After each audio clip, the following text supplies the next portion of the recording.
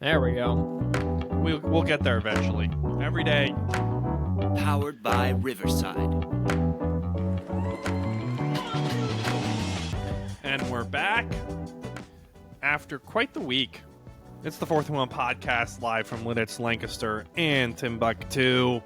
Instagram at 4th&1 podcast, anchor.fm/4th&1. Like and subscribe. Of course, YouTube at 4th&1 podcast as well. It is your host, your boy, Admiral You Like That, a.k.a. self-nickname, a.k.a. Lego Brick Separator, sitting next to, as always, Captain Boring himself. I don't got anything for you, just boring in general. Wow. And it's X-Ray Gun. We got him. Woo! The soulless wonder himself. Woo! And I would like to start this podcast off with two... Oh, wait, hold on. I have to make sure I find the right media for this. It's going to be down here, right here. You like that? You like that? And then a little bit of... Well, Dak, here's the deal. I'm the best there is, plain and simple. I mean, I wake up in the morning, I piss excellence. Not only did your boy, for the second time this season, up on the ropes, maintain his title, 18-15. But I would also like to say, officially, suck my white balls to both of you for hating on Michigan in their absolute disrespectful and the only correct way possible to the Penn State Nittany Lions, a.k.a. James Franklin can't win a big game to save his life.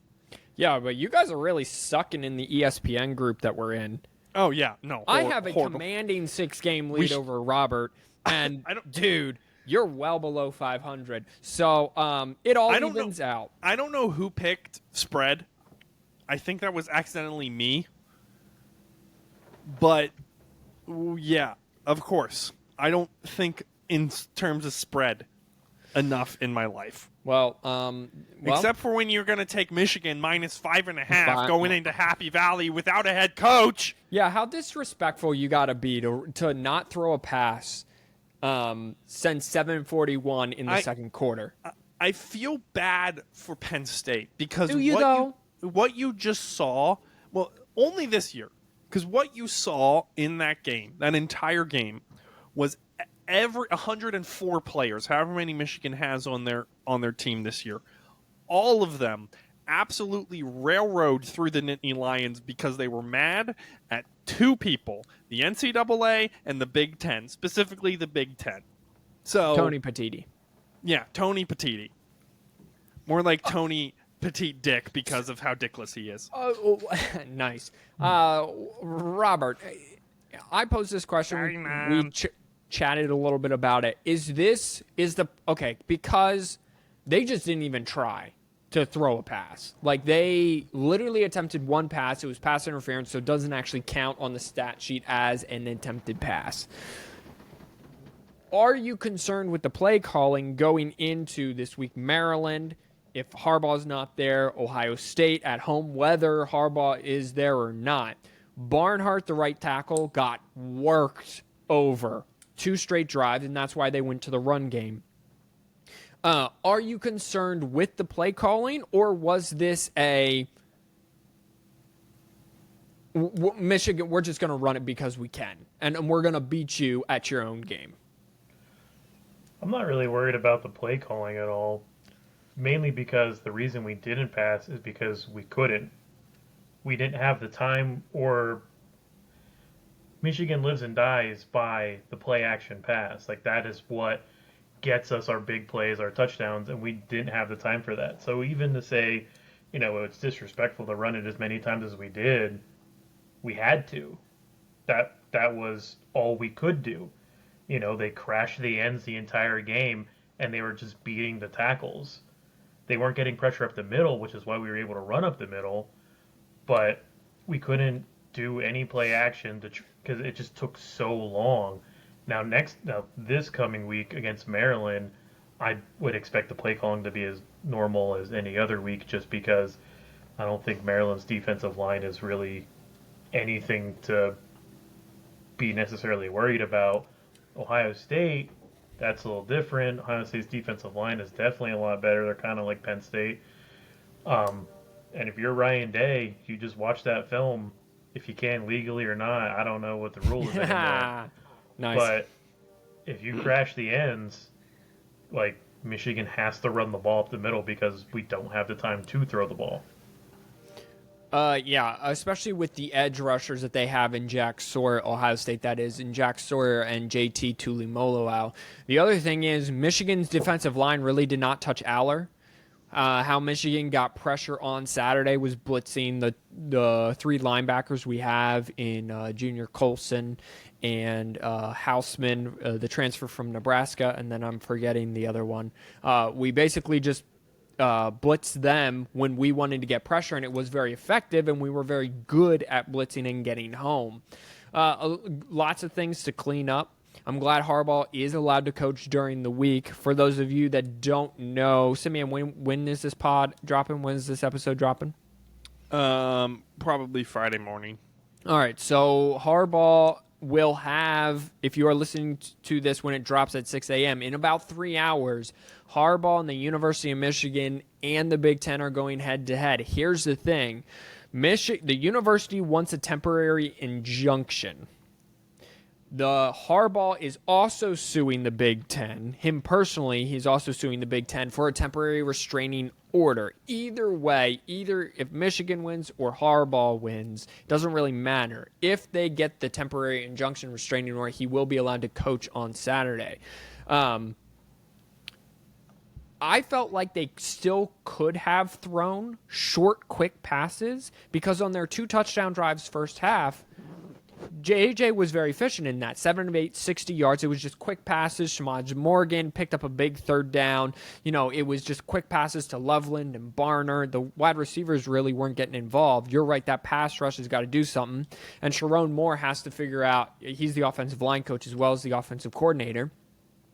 He's got to get Barnhart back into shape because Barnhart was when he was put on an island, he was exposed in the worst way, and that's just not going to beat Ohio State. They're a little more explosive with their pass game.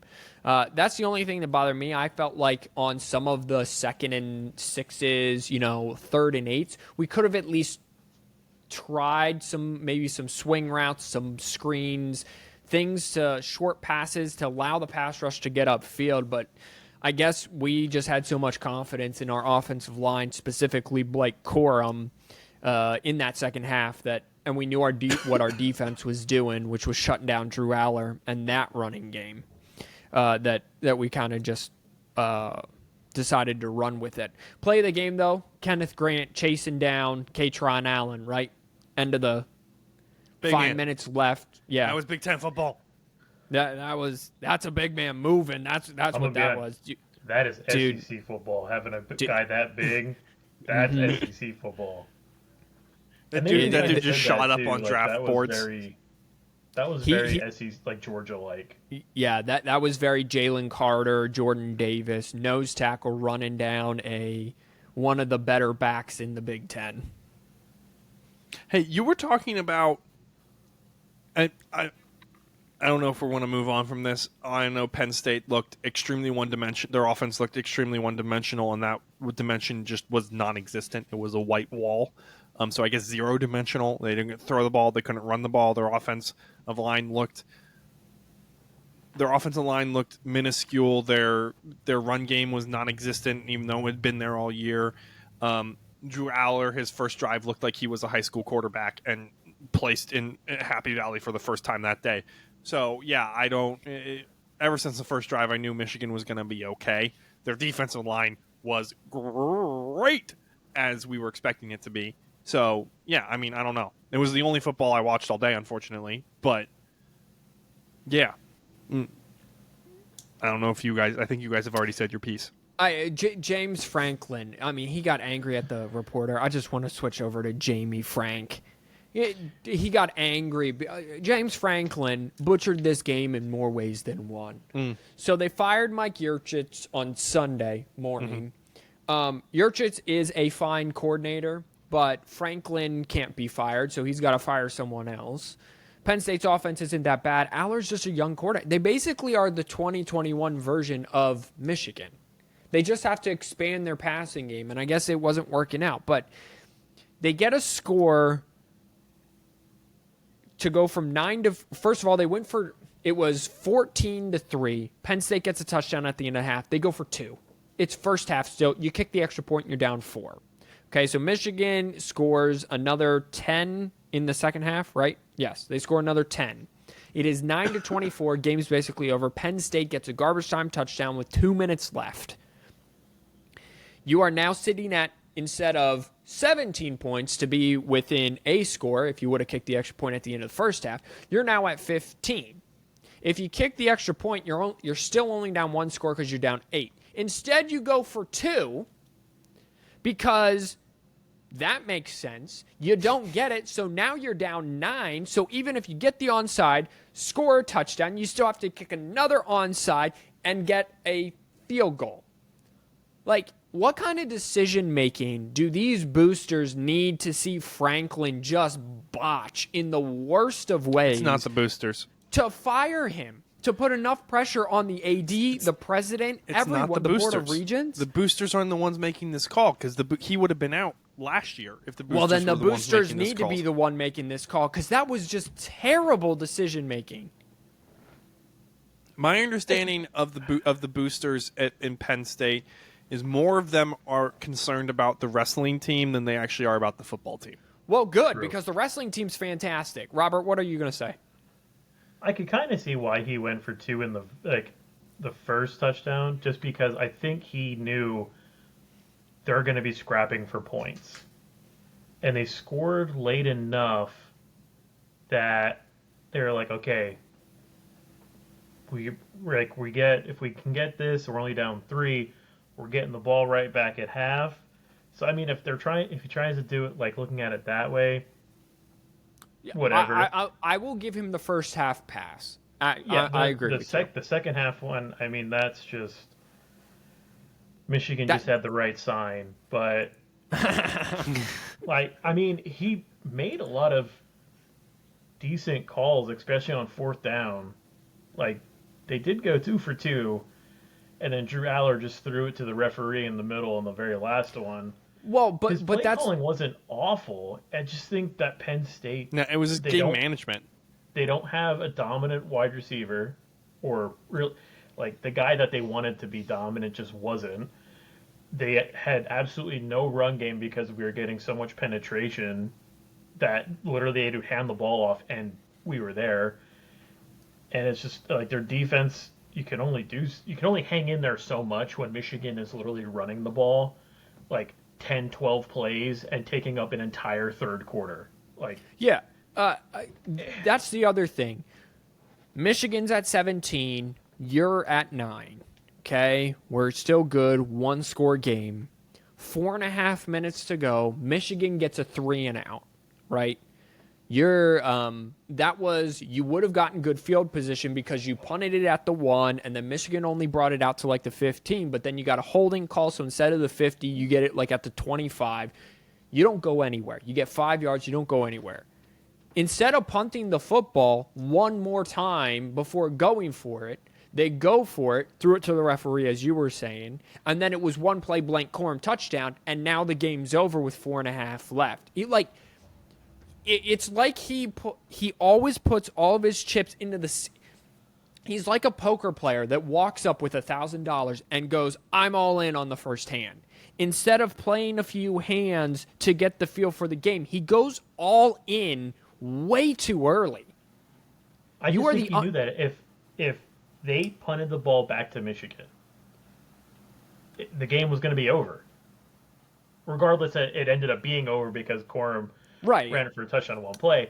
But I think he knew if I punt this ball to Michigan, they're just going to run this clock out. Well, fair, but your defense is one of the best run defenses in the country. You're asking them to step up one more time. Now you're doing that. You're doing that too with the touchdown run, and they didn't get it done. So I'm not saying you're not wrong in that Michigan wanted them to close it out, because I believe that they would have, or at least gotten it down to like 50 seconds or whatever, where the game was over anyway.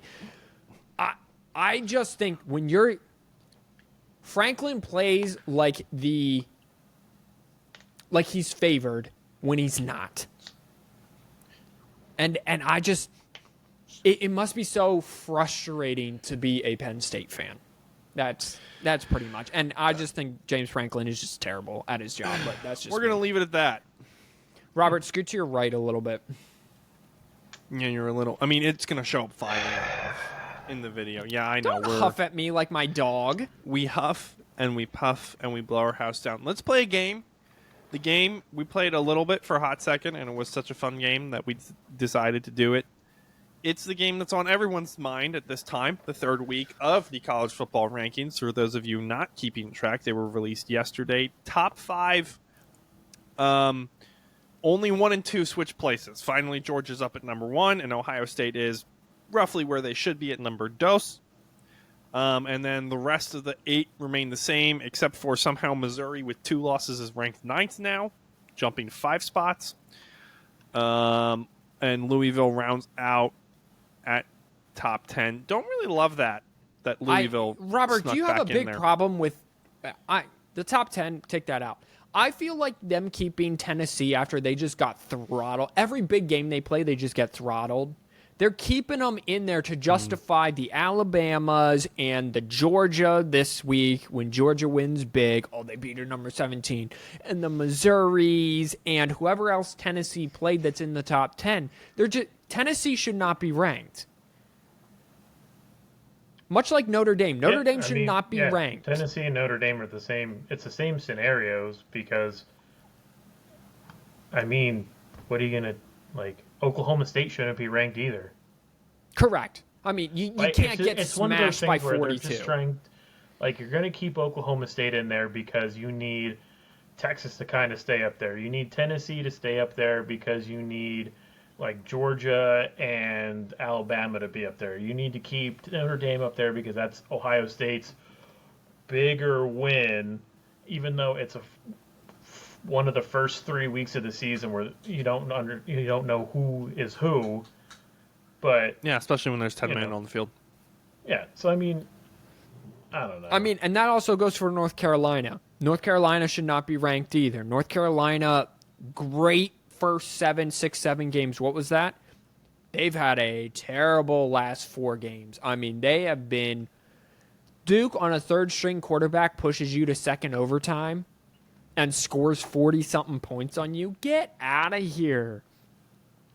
Again, why isn't JMU ranked? I understand they can't go to the postseason, Robert. I understand that's your argument behind that, but come on. You got to... You still rank them. It doesn't matter. They were ranked last year. Yeah. We ranked them last year. Why is this year different? Tulane has 1 loss. They should be ranked. One good loss. The committee's just not awesome. This is, to Robert's and yours points, this is clearly turned into we only care about the top 4, really maybe the top 6. So let's prepare 7 through 25 to make those people look the best.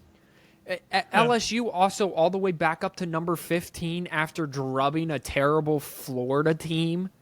Their defense sucks. Iowa being the 16th best team in the country. Okay, they might have the 16th best defense in the country, but if they face... whether they faced Ohio State or Michigan in the Big Ten title game, I was telling one of the anesthesiologists who doesn't follow college football, Michigan and Ohio State have to score 14 points and they win that game. That's all they have to score. When you have to score 14 points to win a football game in modern-day college football, you're not one of the 16 best teams in the country. Tulane should be ranked higher, only 1 loss. Arizona, Robert, I'm on board with you. Their 3 losses are very excellent outside of the USC loss. So, yeah, it's just all messed up. Iowa's ranked 16th. That's hilarious. Liberty should be... know they fired his son. Liberty should be ranked. They're 10-0. JMU should be ranked. They're 10-0. I'm just seeing who else the AP basically has in here. And that's pretty much the difference. Just Liberty and James Madison. some 9-1 teams as I get an ad on my ESPN. Thanks, ESPN. Okay, so let's play this game, as we do. Thanks for interrupting me, Makai. It's what you do. At least you weren't being Captain Boring for once. Well, it's what I do. All right, so we got 5 undefeated teams who are going to make the playoff. Sorry, JMU. Sorry, Liberty. You guys are making the playoffs. But it'd be cool if you did, but you won't. So the main thing here is a Georgia team with Alabama sitting there with 1 loss. Specifically, Michigan and Ohio State, both undefeated, have to play each other at the end of the season. Florida State, to me, is in no matter what because they own the ACC so hard. Do they, though? Where they're good. I mean, who are they going to play? What's the ACC look like? Now we have to talk about this. It's going to be Louisville. So it's going to be Louisville, who they're going to beat by 47 points because Will they, Louisville's though? the fakest. I don't know. Louisville's the fakest 1-loss team here. No, They're going to lose this week to Miami. There's a take for you. That's not in my pick section. Their quarterback's They're going to out. lose this week to Miami. Watch. You are not Actually, going to lose to Van Dyke. Actually, Robert, I don't know whether they will win or lose. Miami is favored this weekend. Which makes no sense because Is it Van in Dyke South Beach? Yeah. yeah. That's why. I think this is what Mario Cristobal does, especially, and this is what Miami does. They show up for games that don't matter when they don't show up for ones that do. My problem with Florida State is that they just always survive. And at some point, you got to be blowing teams out for me to take you seriously. That's fair, but let's play the game then. Thank you for transitioning us back to the game. You're welcome. Are Georgia and Alabama, they're in different conferences, right? Yes, they're going to play each other in the SEC title game. They're going to play each other in the SEC title game. Okay, so the question we have here is Georgia 1 loss, Alabama 1 loss. Right? Let's say total chaos scenario. Total chaos scenario is Ohio Robert's State. favorite game. Ohio State beats Michigan, goes to the championship, and somehow loses to who's in the top? Iowa or It's somehow? going to be isn't- Iowa. Yeah. Yeah, it's The going to be Iowa. absolute dumpster fire. Listen, I'd rather take the winner of Conference USA, James Madison, would be way better playing Ohio State than It'd be Liberty. Iowa. It'd be Liberty, not I'm James sorry, Madison. Conference but yeah. USA is got you. the Fun Belt. Yep. James Madison's the Fun Belt. But okay, so Michigan loses to 1-loss team Michigan. 1-loss team somehow Iowa beats Ohio State. I don't know. They injure everybody. Everybody dies on a plane. I don't know. Okay. Florida State somehow loses to Louisville, so they're a 1-loss team. I'm going to leave Washington. No, Washington loses to Oregon again, or no? They're in the north. They'd be playing. Oregon. Who are they playing? They'd be playing Oregon for the championship. Yeah. I think it's Washington and top two. Oregon now. Oh, it's top 2? Okay, they switched Yeah. to top 2. So basically, everybody's 1-loss team. Now, there's a way that this happens. It's not going to, but there's a way that this happens. Everyone's a 1-loss team. Who are you putting in the playoff? Georgia. All right, so if everyone's 1 loss, that means Oregon has beaten Washington the second time. Yep. That means Florida State has lost along the way. Yep. That means that Michigan. Probably to Louisville. For the sake of this, it's Louisville because they're ranked 9th. Okay, so that 10th. means Alabama beat Georgia in the SEC title game. Either Michigan beat Ohio State and then lost in the Big Ten title game, or vice versa. Right. I personally am going to put in Georgia, Oregon,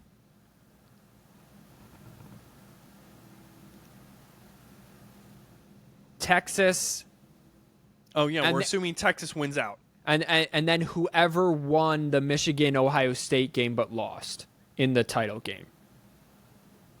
I don't think you either do of them that. make it. How does that not make it? I like Texas. I completely forgot about Texas, so thank you for reminding me about Texas. Texas is definitely one. I think you Texas is my only. Well, I'm not lock here. saying that was my order. I'm saying my 4 teams But- are. Right, no. Texas is my only lock here. I think Texas and Oregon are my only locks here. I agree with you. I think Oregon's a very good team. I think they're slightly underrated. I think they play really good. And if he took the points at the half, we'd be having if Dan Lanning took it, who got an extension, FYI, we'd be having a very different story. But so you have two teams now. Do you put in a one-loss to one-loss Georgia team who's looked phenomenal all season? Yes. Which means you're probably placing them over. We already know about you. I'm asking Robert. Which means you're probably placing them over Alabama. Or do you take the SEC champion in Alabama and Georgia? Or do you put the Ohio State team? Because in this case, Ohio State lost. They'd be the runners-up, the Big Ten runners-up. But do you put Ohio State in there? Is Ohio State better than a one-loss non-SEC championship Georgia, or are they better than an SEC championship one-loss Alabama? Well, it would be Texas, Alabama, Oregon, and Georgia would be the four. So you're putting Michigan doesn't have a you. prayer if they can't win.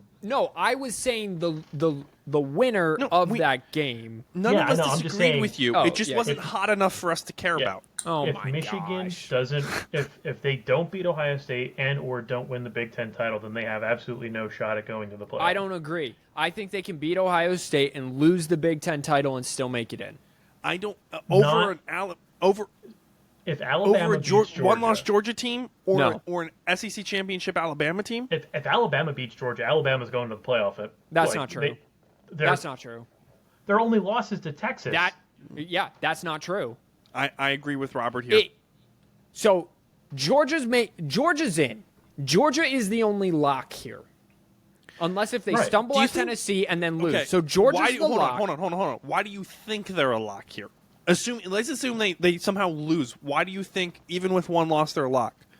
Because they've looked the best all year. So you're going to say the CFP committee wants the availability of the 3P. They want that to be a possibility. Basically, is what you're saying. No, I'm not saying that's a valid reason. I'm not fighting you here. Fine, I'm just making sure everybody understands. Then the CFP committee wants them available for the 3P. Also, we have precedence over a team losing the conference, making it conference championship game, making it in over the team who won the conference championship game.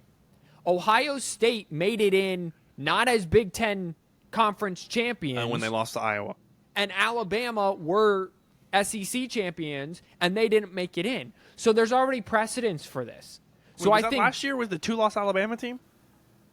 No, there's never been a 2-loss team that's in. So George, go ahead. What you just said. No. When was this? What year was this? I'm forgetting. I want a fun fact. I think this was the year that.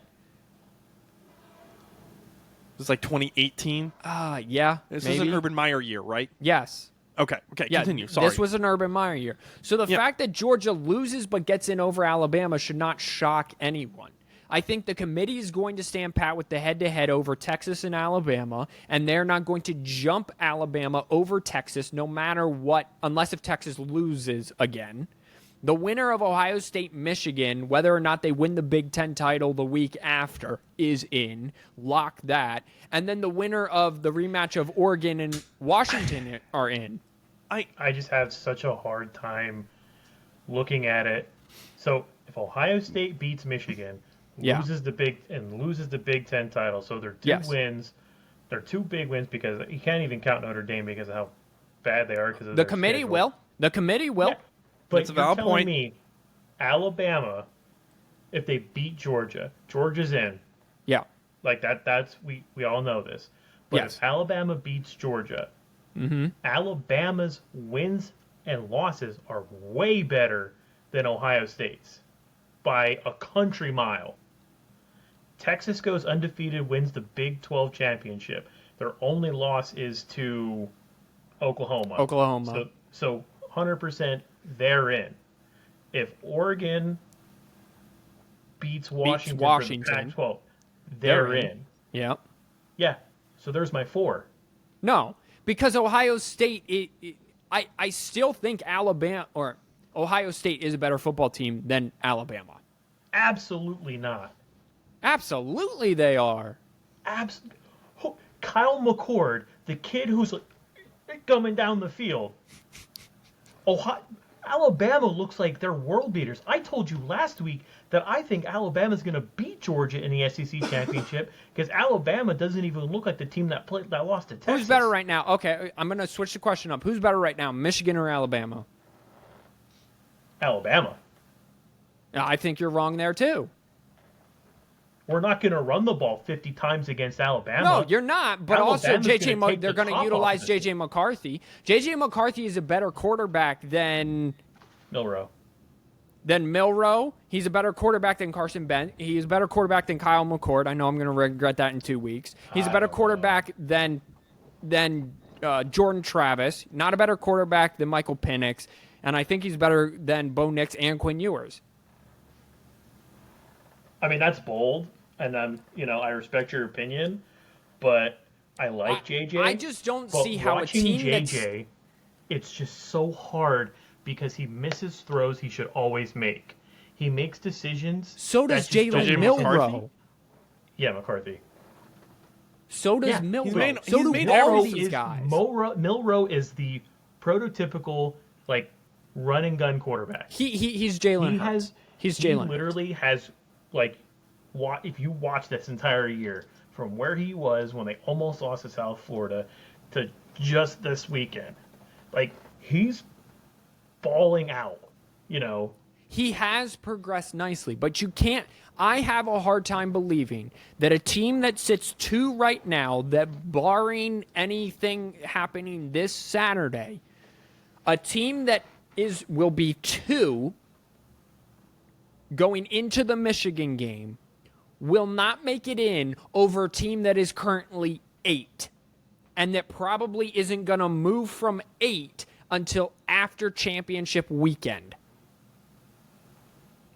You're telling me that say Ohio State beats Michigan in this scenario, and then so they're going to be 2, and then they go into Iowa and lose. So they're 2 there. Alabama's not going to move from 8, barring a Texas loss, Oregon loss, all Florida State, Washington. So let's just say everything says status quo. Alabama's not going from 8 to 4, and Ohio State's not going from 2 to 5 in 2 weeks. The only reason they wouldn't do that, the only reason they would move Ohio State back to 5 is because they have this weird obsession where once you're in somewhere, once you're on the rankings, you don't leave the rankings. Well, that has been in the back of my mind why Michigan hasn't been 1 at all. Because how are you going to take a team that's, let's be honest, Michigan, eye test wise, Michigan has looked the best out of anyone in the top 25. Fair? Level of competition aside, Michigan has been the best eye test team of anyone in the top 25. Yes or no? Yeah, but you're looking at, if you're saying competition aside, that's a horrible argument. No. I understand that. But anyone could look good against St. Mary's for the Dumb, Deaf, and Blind. Well, yeah, correct. But if great, we beat Bowling Green 31-6. My argument, Georgia is beating Ole Miss. Makai's argument is that Michigan has done exactly what they were supposed to do per the script, and other people haven't. Correct. And now Georgia, I think is the best team in the country. I think Georgia will three-peat. Carson Beck is playing out of his mind right now. I do actually think I do think that Carson Beck is as good as it gets in college football in terms of quarterbacks. I just find it hard to believe that they would take a team from 8 and put them all the way probably at 4 and take a team that is 2 and drop them to 5. I could see it. Depending on how bad that loss is to Iowa. If they lose by 3, they probably won't. Yeah, but if they it's Iowa, you have to assume. I think for this hypothetical, you have to assume they lose by 3. They lose by 3, or every team loses by a score, basically. They're not getting shellacked by Iowa. Iowa's defense, without Cooper DeJean, who just went out today, you said, is not that good. Come on, Good dude. enough to be 16 in the nation. No, but they're not, and I covered that already. Come All on. right, so Robert, give me yours again. We got to move on. We have other stuff we have to talk about. Mine was Georgia, Oregon, Texas, and Alabama. Micaiah, yours. In the scenario you gave, mine would be Georgia, the winner of Oregon, Washington. So Oregon, Texas, and Ohio State. In the scenario you gave, because Ohio State beat Michigan. Mine would be Georgia, Oregon, Texas, Alabama. I just don't think they're going two SEC teams. I don't think they favor the SEC. That's fine, but then you got to drop Georgia out, because if you have other conference champions waiting on the outside to get in, you got to drop Georgia out. You'd have You'd have 3 conference champions in, because you're not putting Iowa in there. Well, what about Louisville? So Louisville's a one-loss ACC. You're not putting Louisville there. Louisville doesn't deserve to be in the top 10. Louisville's wins are just as impressive as. Also, they're going to have 2 losses starting next week, so it doesn't matter. So it doesn't matter. So it doesn't matter. We're moving on. Let's hope talk for chaos this week, and let's just hope people lose. It always is. I'm looking at some of these games right now for this week. Just side note before we get to the coaches. The coaching carousel has been wild this early in the season. Guys, we do not need to go all Premier League on this, but the big one, possible update number 1, Miami against Louisville. I think Louisville's fake. I think we've already covered that, though. Texas at Iowa State. Night game in Ames. I'll say that again, because I said at. Another possible upset there. North Alabama at Florida State. No, I'm just joking. So it's just one of those. Those are one of those games that it could Michigan can step on a rake. Big emotional game last week. Going to Maryland this week. Tennessee Maryland can score.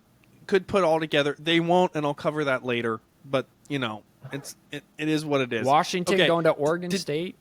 We want to cover the hot seats here a little bit. Did anybody know that Zach Arnett got fired? That didn't show up in the chat. I didn't know that until like 20 minutes ago. Yeah, I knew that. 10 games. They had the dude hired 11. for 10 games. 11, but yes. 11, if you include last year's. I'm just talking about this season. It's because of what he did. So I was listening to the College Game Day podcast, and they were talking about this.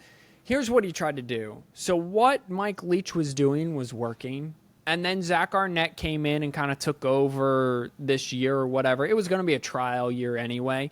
And then he tried to make it his own. Instead of running with the offense that Leach and the culture that Leach had already installed, he tried to install his own, and that just is not going to fly at Mississippi State. Great defensive coordinator, not a good SEC head coach.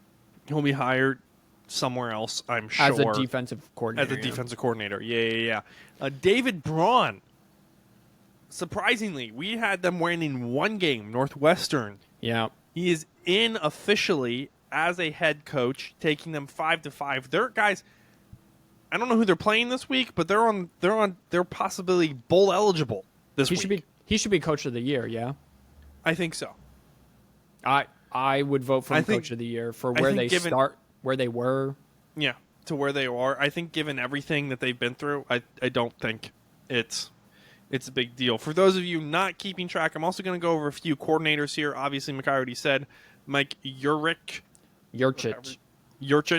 There you He's go. out as Penn State's offensive coordinator because they, for some reason, won't fire the dude whose issue it is. However, somehow James Franklin is being linked to other head coaching jobs. Indiana fired their offensive coordinator as well, Walt Bell. Brian, how do you pronounce his last name? Ferentz. Fired as Iowa's head coach. That was a couple weeks ago. Didn't know. This is more just for fun fact. 80 didn't tell Dad who's head coach. Just fired his son. He's still Dad's there. Decision. He's still coaching. He's just not being renewed next year. Well, he didn't tell Dad that either. Yeah. Brady Hoke retiring at the end of the year for San Diego State. SDS takes on SJS Saturday evening of the 10:30 game. Obviously, Alex Grinch. And the big news that I think we're going to talk about the most, unless I'm missing anything, guys, Jimbo Fisher. Micaiah, it was 4 weeks after we said he was going to be fired. Yeah. But it did finally happen. So, hey, as far as superlatives go, it's a win. It's a dub. Michael Penix, possible. Iowa, not most improved. That would have to go to Northwestern for sure. So yeah, most likely to get fired. Most overhyped player, Kyle McCord. So far we're two for two there. Actually, I was looking over the super relatives. They're actually not that far off. We actually did a decent job. Andy Avalos, Boise State's head coach, also got fired. Right. And that was very shocking because he was a Boise State player. Mm-hmm. Very successful in that successful Boise era. But he was, under Andy Avalos, he was the only time Boise State has not been made the AP top 25 in like 25 years or something like that. So that's why they let him go. That makes sense. It's one of those they expect to be where they are, and now that they aren't, they didn't get there. Sorry, I'm trying to find. There was a name for Texas A&M likely, or someone's likely pickup for Jimbo. My question is, who's it going to be? Did you see that check that the 12th Man Foundation presented at halftime of the game that Jimbo got fired after? So Mississippi State, Texas A&M, at halftime, 12th Man Foundation, one of the richest foundations in all of like the world, college sports specifically, all the alumni giving all that oil money, $160 million. Jimbo, in his first 120 days after firing, so after Sunday, is owed $29 million. The 12th Man Foundation is going to cut a check for that, and then it's $7 million until 2032, I think. So Jimbo basically is going to be laughing all the way to the bank there. He's just not – he doesn't connect with kids anymore. And then when you hire old coordinators who don't connect with kids – that was one of the most genius moves Harbaugh made. I thought it was going downhill. I said Harbaugh should be fired because kids aren't listening. What did he do, Robert? He went out. He hired Josh Gaddis at the time, young. Quarterbacks coach, offensive line coach, Sharon Moore, young. Defensive coordinator at the time, Mike McDonald, young. Now it's Jesse Mentor, young. He just got younger. Guys who can relate to the college kids better, and Jimbo just never did that. When he had in 2022, he had all those for the 2022 class. He had all those 5 stars. 2021 class, he had all those 5 stars. No, 2022 class, 5 stars. And the 2022 season, half of them transferred out. I felt like, yeah, it was a lot. So that screams culture to me. Robert, if you want to interject, feel free to here at any time. I want to talk about 2 jobs, which are going to be the big names. Yeah, I'm just going to keep going. The 2 big jobs, which we have a short list for, in one way or another. That's the entrapment known as Michigan State. Is that what it is? It was entrapment, Robert? Absolutely, 100% entrapment. 100% entrapment. And, of course, Texas A&M. Now, I'm interested to see what Texas A&M shortlist looks like. 24/7 is reporting Kansas coach Lance Leipold, Wake Forest's Dave Clawson, which, no, please don't do that if you're Michigan State, if you actually want to win games. Oregon State's Jonathan Smith, of course, a big name on a lot of people's boards, which I'm sure, including Texas A&M's, Mike Elko, and Toledo's head coach Jason Candle has actual sources on there. Jonathan as well. Smith plays Big Ten football. That would be a very smart move for them. If he that's a head coach, right? Yeah, he's the head coach over at Oregon. Too. Who? Leipold. Leipold, Elko. I mean, they're all great. The Toledo head coach, a lot of success there. I Yeah. feel like so Lance came from Buffalo, right? So he's into building things clearly because he came from Buffalo, then he went to Kansas. He went from one crap to another crap. You could go get Matt Campbell. Matt Iowa Campbell's gonna State. be an opening. I'm wondering what coordinators are gonna be out there, right? Oh, this is for gaggle. Michigan State. We're not even gonna touch because Texas A&M needs a big name. Or Like, they need a Deion Sanders. Texas gonna A&M? If I was A&M, they're gonna look at Lane. Lane Kiffin doesn't and want to go, leave Southern California. Lane's in Lane. Ole Miss. Ole Miss. Lane. Oh, Lane Kiffin. Kiffin. Sorry, I'm Yeah. thinking of Lincoln Riley. Sorry. They both have No, L's for the first They're names. gonna wave a big check at him, and if they can't get him, then they're gonna go after Elko. Yeah. Elko has I mean, ties I with would- with A&M. Elko would be smart. I mean, it just depends on how patient they want to be because you got to rebuild this culture a little bit, especially in the SEC. It might take 3 years to even start being an 8-win ball club again, depending on who you get. Elko would be great. I would not do Lane. Heck, you could go do Jonathan Smith. He plays big boy football. We're talking about Texas A&M now. Yeah. Well, I mean, we were just I There's guess. one Big 12 coach with NFL experience that runs an air raid offense that's good looking and flashy enough for Texas A&M. Anybody? Gave you some pretty good hints. He's jobless right now. Oh, are you talking about Cliff Kingsbury. No, He's in Thailand. no, he's on USC's. He's USC's quarterback coach right now. He came Let's back. see. Plays are so bad. That's what I'm Dan saying. Like Quinn is they're apparently talking Dan Quinn. They're talking Dan Campbell. Like they're gonna go out and try to Harbaugh. make. They're gonna go out and try to make a splash. I just think that they just need a solid coach to change the culture, to make that school tough, and I think that that's Elko. I think that's Elko. I think it's Leipold. I think it's Jonathan Smith. I just don't think it's Lane Kiffin because of what happened no. Saturday night where Georgia just boat raced 600 total yards offense. It was 14-14, and then it went right down the poop shooter. Yeah, but I mean, the only other coach in that entire conference that could probably make a change there would have been Saban. You put any other head coach there, that Georgia was going to win that game from the start. Oh, So no. it's what's For sure, but what big games have Lane Kiffin won, I guess, at Ole Miss? None, right? I mean, he wins the ones that he needs to, except for Alabama and Georgia. Does he, though? Yeah, he doesn't win against Alabama and Georgia. He wins the other Well, ones. no, I know, but I'm saying, but he doesn't, like, I mean, this is the first year, if he completes this year, that he'll probably only finish with 2 losses. So mean, now we're just hiring James the SEC version Yeah, of James I mean, Franklin at A&M. Yeah. what about Mike Bobo? I mean, that's the same thing if you hire Leipold, though, too. Granted, Yeah.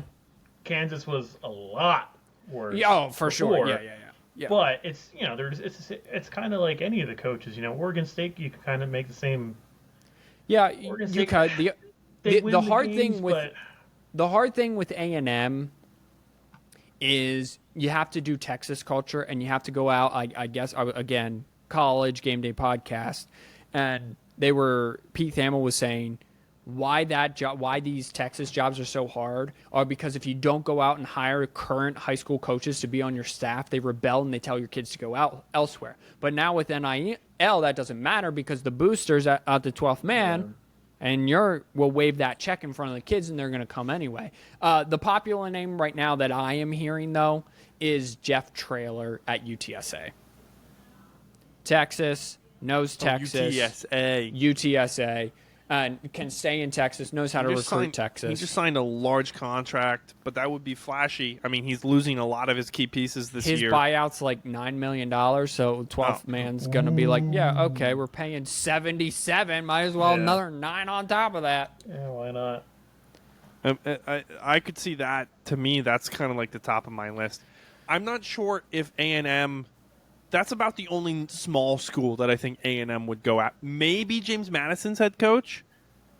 Maybe. That's tough. That's a make big the jump from like James Madison up to A&M. Like, I mean, that would be a hard one to Now recruit in. if you're Michigan State, That's there you go. Now that's a jump. He does well at Michigan State. Now the board's open. Wait, who did this guy play for? Oh, he was at Elon before. That's right. He was Kurt Chinetti or whatever his name is. He was at IUP back when Indiana was really good. If Mac Brown leaves, retires, mutually agrees to part ways, North Carolina, I could see. I don't even know JMU's head coach's name. I could see him taking that job. I just told you it. What was it? I wasn't listening. I was drowning you out. Kirk Chinetti. What else is new? Chinetti. Kirk Chinetti. Yeah, he's from Pittsburgh. I mean, that's the same region. Coach All at I'm saying IUP. is he'll probably He was stay in that same Alabama's region. wide receiver coach from 2007 to 2010. Then went to IUP. Then went to Elon. Then went to JMU. He Wow. won the Pennsylvania State Athletic Conference in 2012. Yeah. I think he would need. He won the CAA. One more step up. Yeah. Before he takes an SEC. Like before, like as SEC Big 12 teams were packed Yeah, over. Like, you guys are saying exactly what I said. The A&M isn't going to take a chance on one of these small guys. no. The only other player, the only other dude who it was, and he's 62, so I doubt it, but would be this guy. Maybe it's because they're flashy. Whoever's coaching North Dakota State right now. And I mean, they have 3 losses. I mean, they're not even that good this year. It's South They're Dakota good for State them. that's actually good right now. And that's the thing is, like, they have some success because Kansas State's head coach was the previous North Dakota State head coach. Yeah. So, most likely to get fired next, basically, towards what does your guys' hot list look like? I still think Arkansas. Arkansas has been 500 or less, except for that 1 year under Sam Pittman. Who is that? That's Sam Pittman. Butch. Oh, it is Sam Pittman. I'm thinking Butch Jones, who's also apparently on a hot seat. At Arkansas State, dude. I would think Mario Cristobal's seat's got to be heating up. I don't think they'll fire I him. think it's next Only year. I second think it's a year, mid-season fire head coach next year if he doesn't. Again, Mac Brown. What is he doing at North Carolina? That's going to be more of a retirement than a firing. I think North Carolina's Robert. I mean, Dabo's seat's got to be getting hot. Yeah. I mean, You guys are His thinking way too buyout's big name. Large. You got to Yeah, think but small. then You got to think also- smaller. I'm not trying to think smaller. I'm trying to think of things that are actually going to make a splash. Tom in the Allen college at football Indiana. I think Tom Allen at Indiana. That's the number one that's on here. That Oh, 24/7 are you looking has. at a list? I world. Yeah, am. what are you, Oh. I'm over here looking at teams that actually are Yeah, like, okay, I- like yeah, How what about a do you Dino? think? How about a Dino Babbers at Syracuse? Okay, Dino Babers. Oh, Syracuse, because that's going to shake Oh up yeah, the college football world. that's large. How about Neil Brown at West Virginia? I think West Virginia. It's a big deal actually until it kind of isn't. achieved.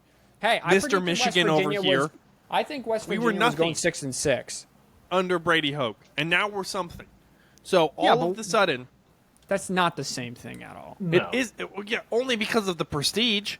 So basically, Well, you guys maybe- want to know That's what half the team battle. has prestige. Because we're looking at big teams. Michigan's a big team. You're like, well, it looks like Yeah, South but Dakota all of a sudden, State's there's gonna be there's losing their some no-name soon. coach that comes into Syracuse or a Big 12 West Virginia, and all of a sudden goes 11-1 or 10-2 his No. first season, and then goes, and all of a sudden we're like, where did this guy come from in 2 No, years? kids don't want to go to West Virginia.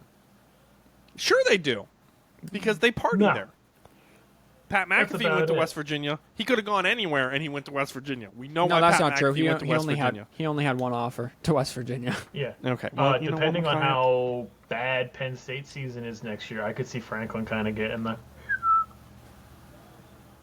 How about Kirk Fredstitz? And the He'll retire Ferentz? before he gets Yeah. fired. Ferentz at Iowa. Yeah. He'll retire. Yeah, I agree with Robert. getting That's a fired. that's Apparently, a it's a retire $37 situation. million buyout. Yeah, it's huge. And listen, it's his offense that is bad.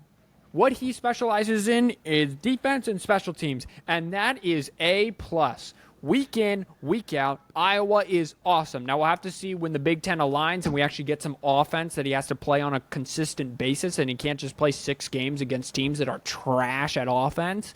We'll see how he does then. How about Houston's head coach? Yeah, Daniel Holgerson, he probably has to have a massive buyout too. He just screams all the time. 14.8. His kids don't listen to him. They got to buy him out of Houston. I'm glad that we're on this thing. These small schools matter They do matter, but it's because all of a sudden you have a team that comes out of nowhere and wins. Robert, what are you smiling at over there? Do you see how much Kirby Smart's buyout is? No, how much is it? $92.5 million. wow. That's so well. He's not going anywhere. He's not Right. going anywhere. Brian Kelly is 70. I mean, Franklin's really? 64.5. If I'm an SEC team, honestly, and this is going to sound just asinine what I'm about to say. If I'm A&M, I'm looking at 2 names. Jim Harbaugh, whose buyout because he hasn't signed a new deal is ridiculously low, like $4 million, and Ryan Day. Go get one of the teams at the top. Go get their head coach, wave some money in their face. By success. By success. Jim Harbaugh doesn't want to leave Michigan, I'm sure. But if the Big Ten's going to give him the middle finger, then he's going to be like, yeah, Greg Sankey will take care of me. Bye. Hire Sharon Moore. He'll take care of it. And then if Ryan Day loses to Michigan 3rd straight year, those boosters get really loud at Ohio State. I mean, we all know this, being on the opposite side of it. Why wouldn't he be like, if you're going to call me bad names after what I've done for you after Urban Meyer kept this thing going at a high level, fine. I'll take my talents to College Oil Station. Town, College Station, thank you, and I'll go win there. So, real quick, normally we cover the games here, but we're kind of coming to the end of our time. We have to still do picks. We covered Michigan PSU pretty heavily there. We covered Georgia Ole Miss a little bit. Yeah, we can just go into the preview. Go into picks. And, hey, my small game of the week was going to be that App State JMU game. Yeah. That's big for Appalachian State because if they win, I think they'll be able to sit atop of their side of the division. Okay, great. Correct. That's a great game. Or they're going to be they're going to have their they're in the opposite division. They're in like the South, and JMU's in the North or something like that. I looked at this last week. Anyway, I'll bring it up next. They're in my picks. There's a little spoiler for you. Why do we have Utah and Arizona? Utah's a 3-loss team. Arizona did exactly what I thought they were going to do. Did they win last week? I know I went 3-0 and they won. Arizona They beat Colorado. I pretty much put them they in won there by- because Robert loves Arizona right now, and I'm just riding that dude. wave. I'm riding the Arizona wave. I'm Listen, all in. They won by less than 10.5 points. So you're welcome. I was right, and I made you money. If I may, just real quick. Yeah. Arizona's sitting there, 2 losses in conference. Oregon, 1 loss in conference. Oregon loses at some point here. Oregon State. Oregon State's sitting there, 2 losses. Guess what? Now all of a sudden it's Washington and some other team. Washington loses the Pac-12 title. They're nowhere close, so it knocks the whole conference out. That's why they're in there. I wonder what their tiebreaker would be if Washington loses. I don't Pac-12 always has lovely tiebreakers. It's always great. It's always 10 out of 10. If like things go haywire and then it's like Right. everyone is kind of has like the same thing. Because Oregon and Arizona didn't play each other this year, so I really wonder what the tiebreaker would be if they both Right. finish 5-2. Probably common opponent, I would assume. I would assume, and I'm just too lazy to do math. Amen, In brother. terms of Texas, Iowa State, listen, a lot of people believe this is the last trap game for Texas before the Big 12 title game. Iowa State, great secondary, forces a lot of turnovers, and Texas, with or without Ewers, gets into these games where they just all of a sudden start turning the ball over, and that's how they almost lose. That's how they lost to Oklahoma, and that's how they almost lost to Kansas State. Right, if Texas loses again, they're out of college football playoff. Big 12's out of the college football playoff. Right now it would be Texas and Oklahoma State in the Big 12 title game, so that's why that game's important, so pay attention there. Robert, you got anything to say about that? Just that Iowa State at home in November is like the same thing that playing Purdue at night in October. It's a dangerous place to play. Kansas State again. Kansas State sitting there, sitting there 5-2. That's just a great rivalry, especially now that Kansas is half decent again. They're both 7-3. That'll be a very entertaining game. I just put that in there because it was ranked on ranked again. Robert? No, good call. I mean, I don't see a scenario where Kansas State doesn't win the game, but yeah, it should be a good game. Should be a physical game at that. Yeah. Wait, and then did Kansas's quarterback get injured? Is that why? Yeah. Am I remembering that correctly? Okay. Yes. Yeah. You're right. The starting quarterback, and then last week the backup got injured, and that's why they lost to Texas Tech. That was a bad game. That was a very bad game. However, an offensive lineman on a jet sweep, pulling, dude, greatest thing I ever saw in my life. It was a Trent Williams pull around running full speed and just contacted the linebacker. It was great. And then finally, you have Washington and Oregon State. This is in Corvallis. A lot of top 10 teams. It is a great top 5 team name or top 5 place name. A lot of top 10 teams walk into Corvallis and take a big fat L. And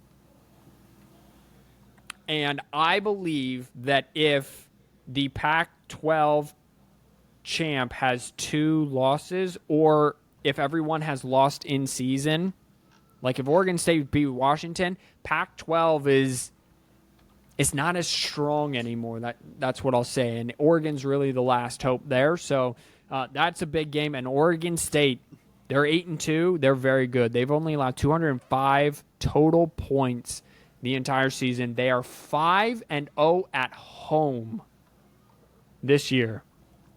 So big time game. Kirk and Fowler probably going to be on that call as it is on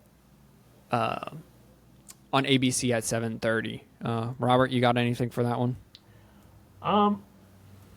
Is Washington going to mess around? Is Washington going to play defense? That too. Right? I mean, they're kind of turning into USC. Yeah, that's the point I think I made last week. On the offense to do their thing, but that's just, I don't know. Honey, please. All right, let's do it.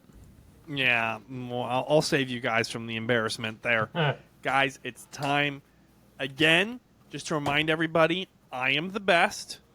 What just happened? I didn't know this. Oregon State's favored Saturday night. Yeah. Whoa. I didn't know that. Huh? What? Yeah, they're favored because I took them in my picks. 2.5. Oh, well, spoilers alert, dude. What do you mean, spoiler alert? Dude! It's one of my picks. Technically it's not. We're in the picks section, so technically it's not spoiler alert. Don't over here telling me. Well, Robert, since you apparently started for us, go ahead and start for us. I was going to let Micaiah do it. He seems hyped for this. Yeah, because I'm making a comeback. I was so far under 500. Yeah, Robert, you're falling behind there. Are you actually going to make some smart picks for once? It is never too late for your boy. Because once I saw that Washington was a 2.5 point underdog to Oregon State, I was like, ooh, give me that one. Washington, 2.5. You got to be crazy not to take that. Also, shout out to Carrie, 46-15 on the season. She's baller, Dear Lord. dude. She's so good at it. And it's based on vibes. You should start putting money on it. I know. I have been. Oh, so you've made some cash? Oh, I made some cash. Not very much because I don't put very much on them, and a lot of her teams are like super favored. So you only if you bet like $1, you win like 10 cents. But still, you know. Well, you're gonna go. Go ahead. Yeah, sure, I'll go. All right, here's the deal. Number 9 Louisville's going down the South Beach, and they're only favored by 1.5. Someone knows something I don't. Actually, on FanDuel, Miami's favorite or is a 1.5 underdog. On ESPN Bet, Miami is a 0.5 favorite, a half of a point favorite. Not touching the over-under because I don't know anything about these offenses. I understand Louisville runs the ball and they throw the ball a lot. And Miami, they get hot and cold. Their defense, hot and cold. Their offense, Van Dyke, hot and cold when he doesn't turn the ball over. This number means someone knows something, and it's a little too close. I am going to take Miami plus the 1.5 because much like Robert, when you see something that makes you question it, if I can steal that from Robert, and you snatch that thing up. So Miami over Louisville outright plus 1.5. So if you want to take an over-under, I think North Texas is playing Tulsa. I think it's like 66. What is it with you and Robert in North Texas this year? Well, because they've been super consistent from a betting perspective. Except you've lost like 3, and Robert's lost like I've lost 2. 2. All of them. But I've lost both by 1 point, basically. I've lost by a combined 4 points. So, no, I'm just saying, if you're betting for them, go look at them. It's Tulane, not Tulsa. No, it's Tulsa, not Tulane. Sorry. But that's not my pick. That's not what I'm picking. For those of you who want to know what we're this all about, no, just joking. Guys, you can adjust the spread on FanDuel. Yeah, and get better You can do a teaser. Or worse odds. Yeah. Mm-hmm. And you can double your money if you take 6 points, basically, if you bump it down 6 points. James Madison is getting 8.5 against App State. I don't love it. I think this is a field goal type of win for JMU. I think this is still a win for JMU. I think that's the type of players we have today. Also, and more importantly, teasers don't count, so I'm taking JMU money outright, 11-0. Let them play. Let them go win a bowl game. That's all I got to say for them. By the way, App State, they are in the same division. And App State right now is 3rd, but a win would make them 2nd, which would give them a spot because JMU can't go. And JMU still has to play the second-place team still, I believe. Okay. If I'm remembering correctly. That's what it was. Robert. Got it. All right. Well, you know what I like to do, and that is I didn't want to do Thursday night because it's Boston College and Pitt, and that's just a bad game. That is an awful game. Yeah, that's but that's a great game to bet. Pitt's only getting 3 points. You take Pitt plus the points, minus the points. I don't know, because I feel like Boston College would actually beat the hell out of Pitt. So, we'll find out. It's bad. So I chose an even worse game on Friday. Colorado at Washington State. Yeah, Washington State, I believe, is a 4.5 point favorite. Okay? Take Colorado. They're desperation mode. They gotta win because they ain't doing it next week. I need them to be bowl eligible. I have 2 separate bets on them. Yeah, so I need them to get 6 tough. They wins. got Oregon State next week, so you got to put the money in the pocket this week. Yeah, 100%. Makai, what you got for us? All right, so I'm just updating this real quick. So JMU was minus 8.5 for Simeon. All right, here's the deal. No, JMU was money line. Sorry. JMU was money line. Sorry, you're gonna be a coward and get the easy out with the money line. That's fine. That's fine. All right, great. 100%. All right, here's the deal. Not CFP insider Roberto. You mentioned this, not official. UCLA is probably going to fire Chip Kelly after this week. This is the last game for Chip Kelly against USC. It's both their last games because they both played in week 0.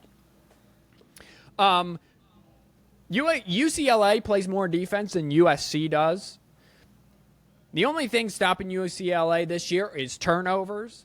I expect the kids to play for their coach in a rivalry game and cover the 6.5, if not win outright. They play defense, they run the football, and they're playing for a coach that is going to get fired, and so they want him to stick around. They're going to go out and win one for the old skipper.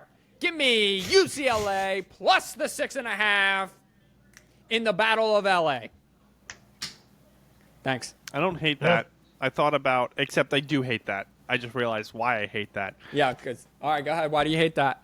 Because USC's offense is still better than UCLA combined, and they're getting 6.5 points. I'm taking USC minus 6.5 points because I just think Caleb Williams is finally going to come out from his darkness retreat, put down his hoodie, and just fling the bean all around LA. Oh, sure. He couldn't do that up there in Eugene last weekend, but now it's time. Now it's time. Right, because it's not a big game. Oh, yeah, pressure's off. Good players always show up for small games. Robert? Well, if that just wasn't a snooze fest of that pick. Like, well, there was no excitement in that pick. I wasn't expecting Micaiah to pick the opposite of me. It's literally Lord. right there in the dock. Check the doc, bro. Yeah.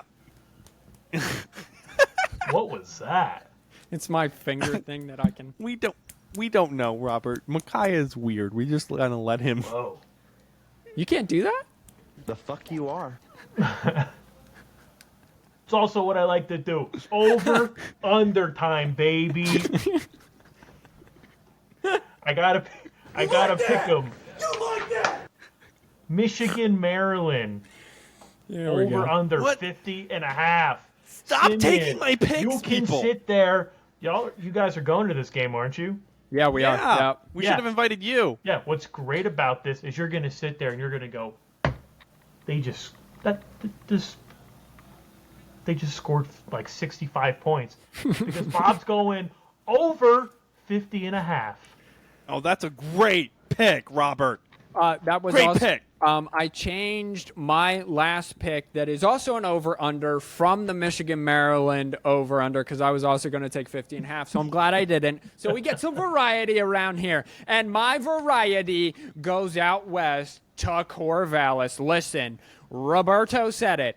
Washington's defense has turned into USC's defense. Jonathan Smith and those Beavers with them chainsaws play some defense, and they can score. Washington's not stopping Oregon State. Oregon State might stop Washington one or two times. Corvallis going to be rainy and wet, I'm sure, because that's just Oregon in general. Give me the over a 63.5, ladies and gentlemen. Come on. I'm just gonna bring it down here for just a second. Oh, you always got to bum people We're out, going man. to the game. We forgot to invite Robert. I feel bad. I don't think I forgot to invite him. I don't think he could come. Oh, okay. Good job, Micaiah. Robert, sucks that you can't come. We're going to the game. It's in College Park. I'm excited. What? Robert, what? I don't remember saying I couldn't go. I'm just saying. I thought that you probably said still- you had vacations and stuff, so you couldn't come this year. Like, because you couldn't come because you were paying for vacations and stuff. When did we have this? I don't know. Over the summer, I think. Robert, Micaiah, continue the tickets. I bet there's tickets still My available bad, for you to dude. buy. You I can would come imagine along. there's probably tickets for that game. My because bad. I Yeah. can't imagine. Roberto, We're taking- I completely thought that I invited you. My bad. We're taking 3 cars. If you want to come along, you can hitch a ride down here in Lancaster and grab one with me. We'll take you down. Well, I'm looking for the So- cheapest ticket. Here we go. Here we go, baby. We're in the nosebleed, so I bet you can find one. But guys, we're gonna find out if Harbaugh is gonna be able to be on the sidelines on Friday, right before they leave for College Park. It's basically the nation's capital. You look out from where we're sitting, and you see Silver Spring, Maryland. It's gonna be setting. Wait, no, this game's at 12, isn't it? It's at noon. Yep. The game is not going to be setting. The game's going to be awesome. Michigan, just like last year, Maryland's going to be like, oh, we have a chance. And then Michigan's going to go, nope, and everybody's going to leave by the third quarter except for us because my wife will kill me, and Michigan's going to blow them out by like 27, 28 points. I'm taking Michigan minus 19.5. Wow. I like it. All right. Well, hey. I mean, that works out for everyone. Here's the deal. I also don't think we can leave third quarter because with a victory on Saturday, Michigan is the first ever football program to reach 1,000 wins. So that will be some history in the making. I hope these kids come in focused and ready to go, because it would be very disappointing if we lose to Maryland. That's the wrong button. That's also the wrong button. We'll get there eventually, Micaiah. Just like we'll get there forever. Robert, the cheapest ticket is $76. Maybe you'll come, maybe you won't. We'll see you all next week, though. I'll say it. Wash your hands, you filthy animals. Wash your hands, you filthy animals.